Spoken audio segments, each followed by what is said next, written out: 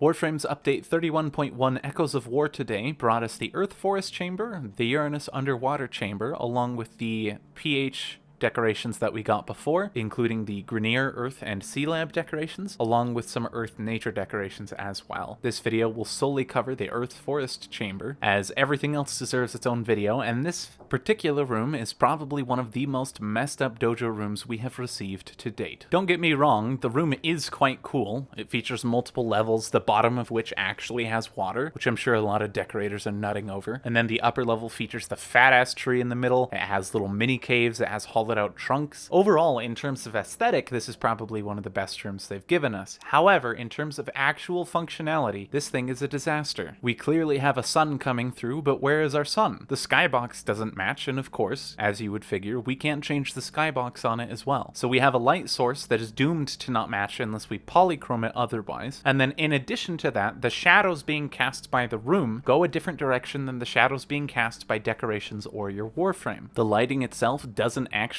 change anything for your Warframe or the decorations you place, which is a problem that the Starlight market still has. Also, apparently, if you're on like a potato PC, some sections of the room just don't even load for you, and you're gonna find holes in the map. And then we have the floor, which is absolutely fucking cursed. Look at this. This rock texture phases in and out depending on my angle and my field of view. How does that even make sense? Then God forbid you actually go high enough to notice that everything up at a certain point turns into a PNG. The vast majority of the foliage surrounding the room is a PNG, and then all the leaves on every tree is just a PNG flake as well. We'll go ahead and get into the more detailed breakdown for the room because I don't want to spend this entire video bitching, because I am grateful, because I do think that this is an incredible attempt to give us something cool, because this is a fucking amazing room. It just really should not have come out yet. At all. So let's get into the more detailed breakdown. This room is actually a 10-doored hall, and it counts as one room on the room limit. The room is listed in the Dojo Architect as the Earth Forest Chamber, with a 24-hour build, a 200 capacity boost, just like a hall classroom would, and then also a 5 energy cost. That is 2.5 times the cost of an Entrati hall, in terms of energy, at least. And then in regards to cost, every tier's corresponding cost is now displayed on screen. And then let's hop on over to room coloring and lighting. In terms of room coloring, this doesn't actually change a whole lot. You'll notice as we go through primary, secondary, tertiary, accents, and lights, that the most change you can create in terms of room coloring is just the bark on the trees. As we swap through these, you'll see it kind of alternates depending on what section of the tree it'll color. But as for room lighting, this matters significantly. Fog is just as worthless as it is in open space, considering that fog needs actual objects in the distance for it to appear, and without it, fog can't occur. And so when there is an open skybox, fog just looks super jank and out of place. Key weighs pretty heavily, but not nearly as much as accent, because key, will control this aspect you can see here, but accent not only covers the overwhelming majority of the room in terms of lighting, it also controls the light from the god rays. You'll notice that fog doesn't change the color of the god rays. Even if I turn it to black, the god rays are still there in white. But if I change the color of accent, that also changes the color of the god rays for the room. If we're stuck being unable to change the skybox in this room, I personally advise you change the lighting to something that doesn't flashbang you as soon as the door opens. In terms of the room's inherent red zones, there are fucking none. Absolutely none. Just a quick sped up process.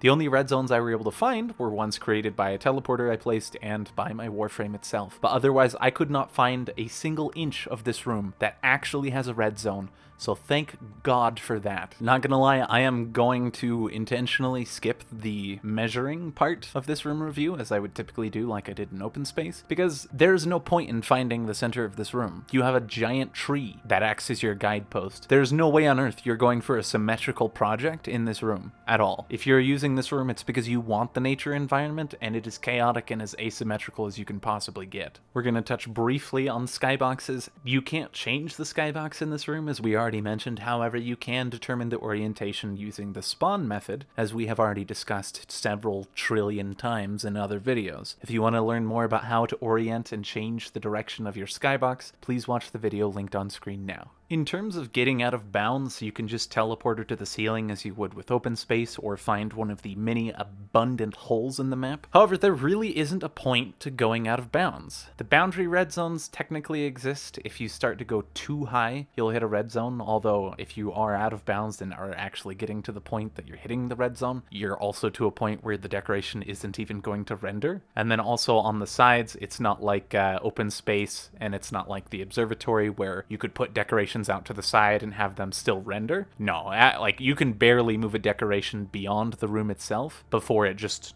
disappears entirely. So going out of bounds really doesn't matter here. And then that is it for this review. Shortly after this video releases, if not already by the time you're watching this, I will also have a video covering the Uranus underwater chamber that came out at the same time, and the decoration sets from the Grenier Earth and Sea Lab and Earth Nature.